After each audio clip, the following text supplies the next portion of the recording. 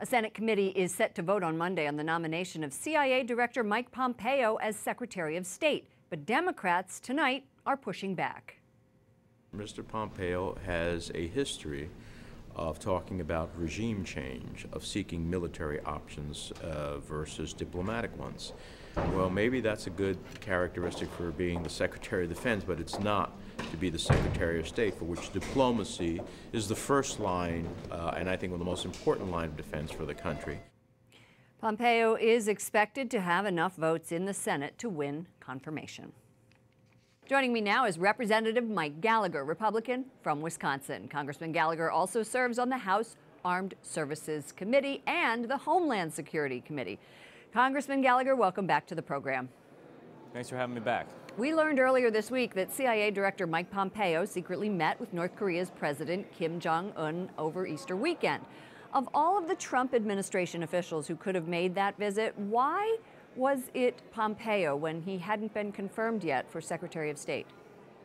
Well, I think he was acting in his capacity as director of the CIA, particularly when it deals with North Korea, for whom normal diplomatic relations are stunted at best. Our intel agencies traditionally would take the lead on something like this, and certainly in preparation for something as important as a meeting between Kim Jong-un and the President of the United States, you would want some officials laying the groundwork and also assessing whether the North Koreans are serious about denuclearization. And we've seen time again in the past that they haven't been serious. They've continued their program. And so I do think it was appropriate for Mike Pompeo to at least test the hypothesis as to how serious they are and also help the president prepare for what will be a very critical meeting. You know, the president came out just today or yesterday, I believe, saying that he will pull out of this deal if he thinks that it's not going to be fruitful. In your opinion, as someone who has been in military circles for a very long time, is this deal, is this meeting going to happen? I think the meeting will happen, but I also think the president has the right approach. You have to be willing to pull out if you don't think the North Koreans are serious. In fact, I think that's where we went wrong with our negotiation with the Iranians. It became clear very quickly that the previous administration was so desperate for a deal that they weren't willing to walk away, and therefore we got a deal that was not in our national interest. And we have to remind ourselves that the North Koreans are the ones who are in violation of every international norm and law. It is their program that is threatening us.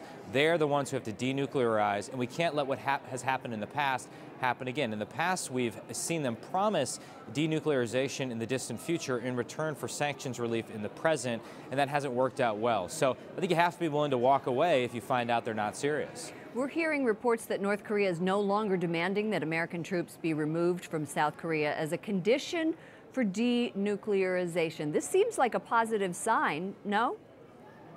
We'll see. And I'll admit that I'm very skeptical as to how serious the North Koreans are. Again, time and time again, they've promised the world and then violated every agreement we've had with them.